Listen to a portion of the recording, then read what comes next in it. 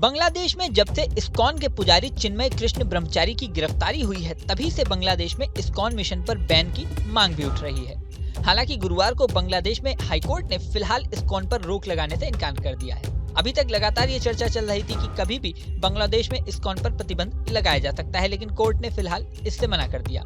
हालांकि कोर्ट ने इससे इनकार क्यों किया, इसकी कई वजहें हैं, इस पर चर्चा करेंगे। लेकिन उससे पहले ये जानना जरूरी है कि 25 नवंबर को बांग्लादेश में इस्कॉन के प्रमुख चिन्मय प्रभु को गिरफ्तार कर लिया गया था। इसके अलावा 30 से ज्यादा हिंदुओं को गिरफ्तार किया जा चुका है। इसमें से कई लोग इस्कॉन से जुड़े हुए हैं। इसके बाद बांग्लादेश में बुधवार को सुप्रीम कोर्ट के वकील मोनीरुज्जाम ने जस्टिस फराह महबूब और जस्टिस देबारीब चौधरी की पीठ के सामने इस्कॉन पर प्रतिबंध लगाने वाली अर्जी दाखिल की थी।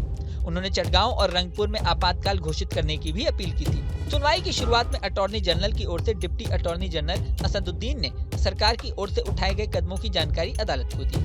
उन्होंने कोर्ट में कहा कि बांग्लादेश में प्रोटेस्ट और झंडा फहराने की घटना पर सरकार का रुख सख्त है। इसे लेकर अब तक 3 मामले सामने आए हैं। उन्होंने कहा कि अब तक 33 लोगों की गिरफ्तारी हो चुकी है। सीसीटीवी के जरिए 6 और लोगों की पहचान की गई है। सरकार की ओर से अदालत में कहा गया है कि पुलिस एक्टिव है, आरोपियों से पूछताछ की जा रही है और आगे की कार्रवाई की जा रही है। डिप्टी अटॉर्नी जनरल असदुद्दीन ने कहा कि न केवल चटगांव में बल्कि अन्य स्थानों पर भी सुरक्षा बल इस मुद्दे पर सर्वोच्च प्राथमिकता के साथ काम कर रहे हैं। सुनवाई के दौरान एक जज ने कहा कि लोगों की जान और माल को कोई नुकसान नहीं होना चाहिए। इस्कॉन पर बैन की मांग पर हाईकोर्ट ने कहा कि सरकार सर्वोच्च प्राथमिकता के साथ काम कर रही है। हम सरकार की कार्रवाई से संतुष्ट हैं और राज्य की जिम्मेदारी पर हमें भरोसा है।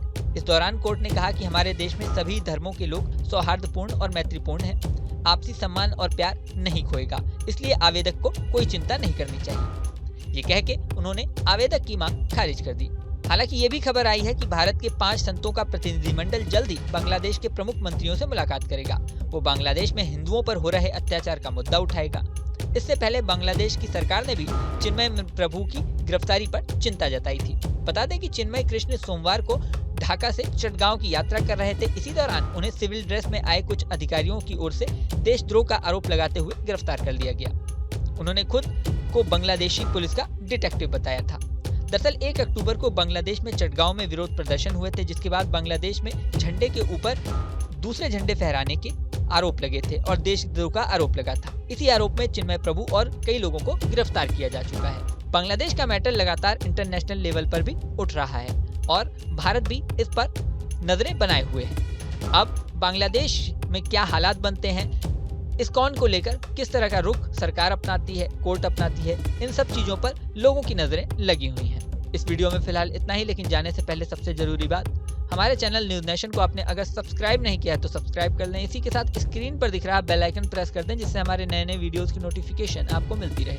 मिलते हैं नेक्स्ट वीडियो में, बने रहें न्यूज नेशन के साथ। न्यूज नेशन अब व्हाट्सएप पर खबरों की ताजा अपडेट के लिए न्यूज नेशन के इस QR कोड को स्कैन करें।